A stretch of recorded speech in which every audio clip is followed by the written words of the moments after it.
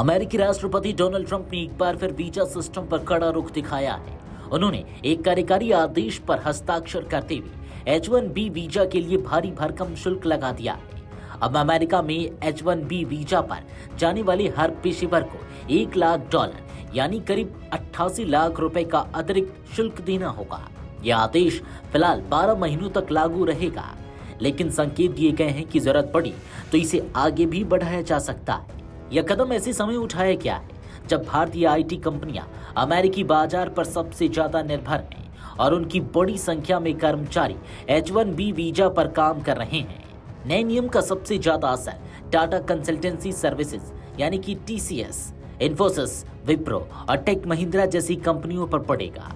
ये कंपनियां हर साल हजारों भारतीय आईटी पेशेवरों को H1B वीजा के जरिए अमेरिका भेजती हैं। मामले से जुड़े उदाहरणों के मुताबिक 2025 में एक भारतीय आईटी कंपनी को 5000 से ज्यादा H1B वीजा मिले, लेकिन उसी दौरान उसने 15,000 अमेरिकी कर्मचारियों की छटनी कर दी। एक दूसरी कंपनी को 1700 वीजा मिले, लेकिन उसने 2400 अमेरिकियों को नौकरी से निकाल दिया।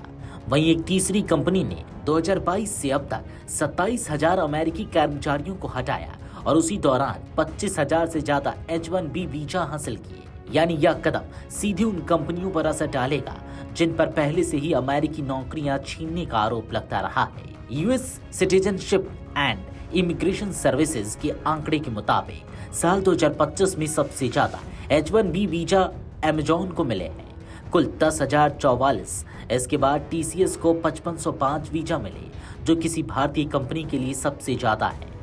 अन्य कंपनियों में माइक्रोसॉफ्ट को 5189, मेटा फेसबुक को 5123, एप्पल को 4202, गूगल को 4181, डेलोइट को 2353, इन्फोसिस को 2004, विप्रो को 1523 और टेक महिंद्रा अमेरिका को 951 H1B वीजा मिले।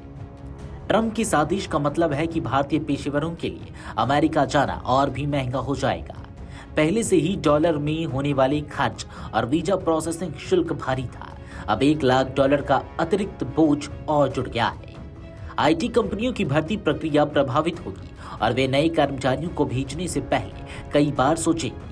नतीजा यह होगा कि भारतीय प्रोफेशनल्स के लिए अमेरिका में नौकरी के अवसर सीमित हो सकते हैं।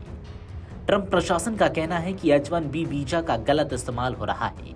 कंपनियां सस्ते विदेशी वर्कर्स को भर्ती कर अमेरिकियों की नौकरियां छीन रही हैं।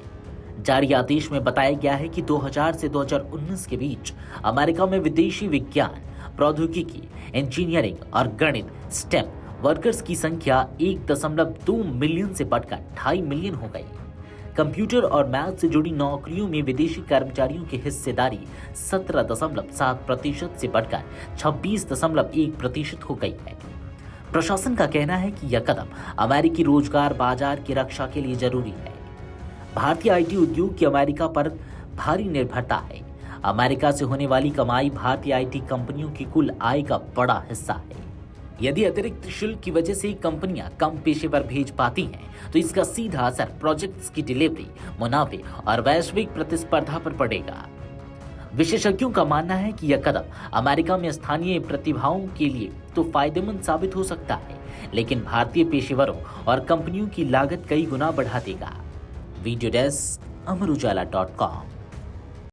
अगर आप ये वीडियो YouTube पर देख रहे हैं तो हमारे चैनल को सब्सक्राइब कर बेल आइकन दबाएं और Facebook पर देख रहे हैं तो हमारे पेज को लाइक करें।